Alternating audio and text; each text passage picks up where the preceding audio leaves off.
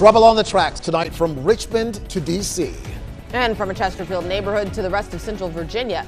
You're watching 8 News at 11. I'm Deanna Albritton. I'm Eric Phillips. We begin tonight with the Amtrak derailment that threw travel into flux all day long.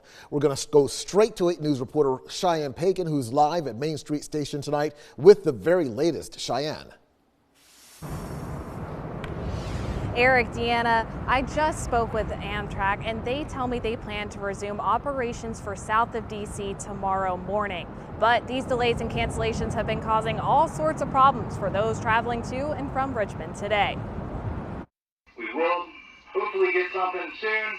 Confusion for passengers on an Amtrak train in D.C. after it derailed just south of Washington Union Station while passing through a tunnel. The reason for the derailment is under investigation.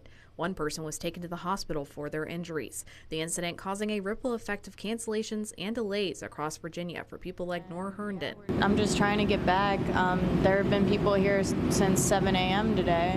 You know, it's awful. Herndon says she was visiting the Richmond area and was hoping to head home to D.C. via train, but the incident derailed her plans and she was stuck waiting on a loved one to come pick her up. It's really unfortunate. I mean, you know, this country has pretty, not the best public transport system, so sometimes it's expected. There are other people here that are not as fortunate. There's no one to come get them. I mean, it's awful. While Amtrak scrambled, working to resolve the issue as quickly as possible, some are rethinking their next train ride. Amtrak, do better, please.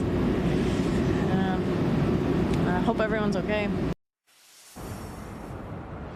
Right now, we know at least 4 different trains that were coming and going from Richmond were canceled today. We'll have the latest updates about this situation on our website at WRIC.com. Reporting live in Richmond tonight, Cheyenne Pagan, 8 News.